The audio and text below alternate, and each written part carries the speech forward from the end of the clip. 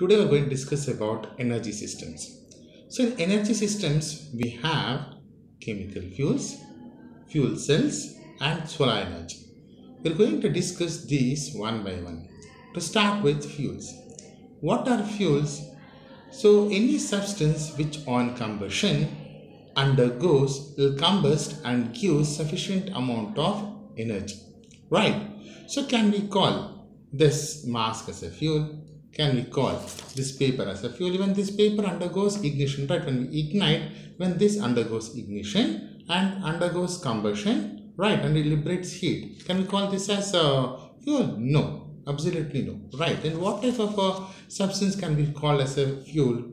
So any chemical substance which contains carbon and hydrogen as its main constituent and produces significant amount of heat and light on combustion are called as chemical fuels. So the reaction which occurs when a fuel which contains carbon and hydrogen as its main constituents undergoes combustion is as follows. So the carbon and hydrogen in presence of oxygen undergoes combustion to give carbon dioxide and water along with energy. So the carbon dioxide is in the form of gas, water is in the form of vapor, whereas energy it might be heat energy or light energy. Both are light and heat energy both, right? So example for this fuel is wood, coal, charcoal, petrol, kerosene, LPG, natural gas. You can take any types of any example. So these fuels are classified. So how these fuels are classified? Fuels are mainly classified into two types based on physical state and based on occurrence. So any type of fuel which occurs are classified mainly into two types based on physical state and occurrence. Physical state means how it appears. So this, how it appears, you may tell it's a rectangular shape or it is a what? A square, right, depending upon its appearance, right? So how it appears? So depending upon the appearance, that is physical state, you have three types of fuels, that is solid fuels, liquid fuels and gaseous fuels. So what are examples for solid fuels? We have wood, coal, charcoal, etc. Your peat, lignite, aluminous, etc. bituminous, right? Liquid fuels, your petrol, diesel, kerosene, all these are example for your liquid fuels. Gaseous fuels, your CNG, that is compressed natural gas, liquefied petroleum gas LPG, natural gas, all these are examples for your gaseous fuels. Now let us see, depending upon occurrence, how the fuels are classified. Occurrence means where does it occur, right? So depending upon occurrence, fuels are two types, primary fuels and secondary fuels. So all naturally occurring fuels are called as primary fuels. All naturally occurring fuels are called as primary fuels. So irrespective of the what state the fuels are, again we have the examples. It might be wood occurs naturally, crude petroleum oil occurs naturally, natural gas. So these are the examples for primary fuels. Then what are secondary fuels? So if any substance, if it is processed and after processing, if it is used as a fuel, it is called as a secondary fuel. It is a derivative, right? So if any substance after some chemical process, if it is used as a fuel, it is called as a secondary fuel. So example for your secondary fuels are your petroleum, your petrol, diesel, kerosene, right? Your LPG, all these are CNG, all these are secondary fuels. Why? Because your petroleum oil, crude petroleum oil will be subjected to fractional distillation column. So it is a chemical process. So depending upon the temperature, various fractions, various gases, that is petrol, diesel, kerosene. So these will be separated, right? So your charcoal. So charcoal, once you burn the wood, you get the residue, that is charcoal. The coal, that is also a secondary fuel. So all these are examples for secondary fuels. You can see very clearly here the fuels are classified into primary fuels and secondary fuels.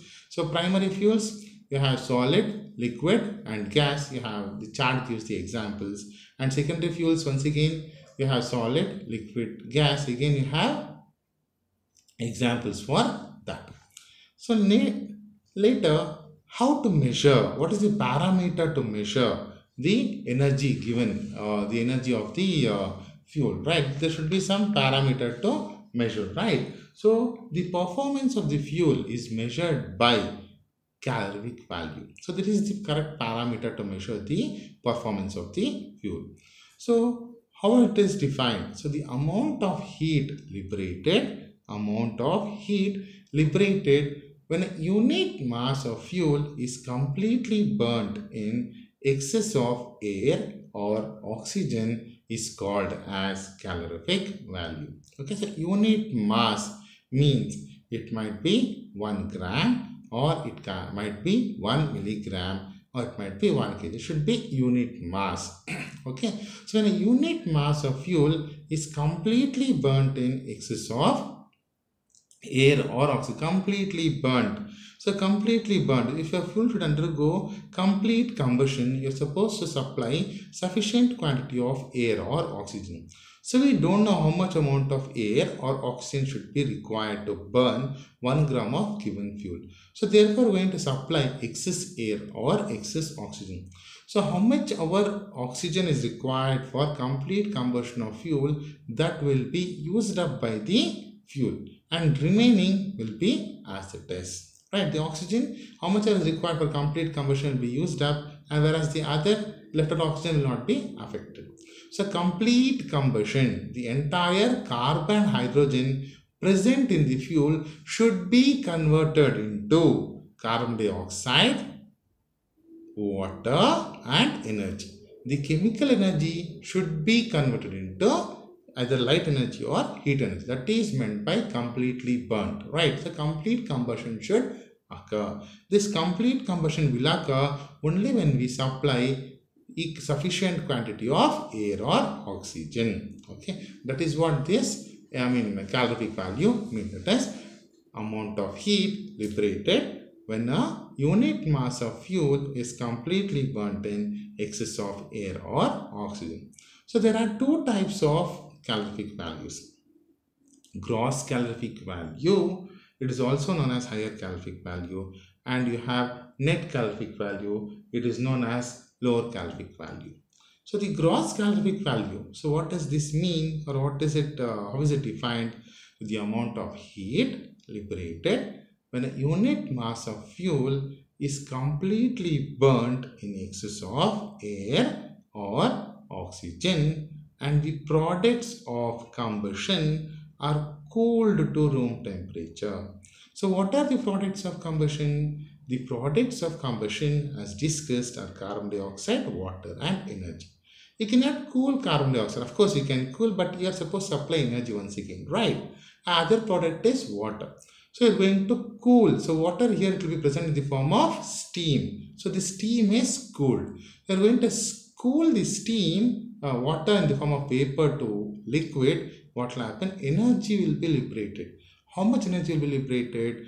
When, if you want to cool 1 gram of water vapor to water liquid, 587 calories of heat will be liberated. So that energy will be considered. The energy liberated by the fuel also will be considered, and the energy liberated when 1 gram of water is cooled from water vapor state to water liquid state also will be considered. Okay, that is your GCV. That is, GCV is defined as amount of heat liberated when a unit mass of fuel is completely burnt in excess of air or oxygen, and the products of combustion are cooled to room temperature. So next, NCV. So NCV is net calorific value. We don't want the heat liberated by the water or XYZ. We want only the chemical energy that is converted into either light energy or heat energy. So therefore, it is the amount of heat liberated when a unit mass of fuel is completely burnt in excess of air or oxygen, whereas the products of combustion are let off into the atmosphere. Here the products of combustion are let off into the atmosphere. So how do we calculate? So already we have in GCV, we have taken the latent heat of steam. So NCV equals GCV minus latent heat of steam gives us the NCV value. Okay, so let's discuss the construction, how to determine the calorific value of a solid or liquid fuel in our next session. Thank you.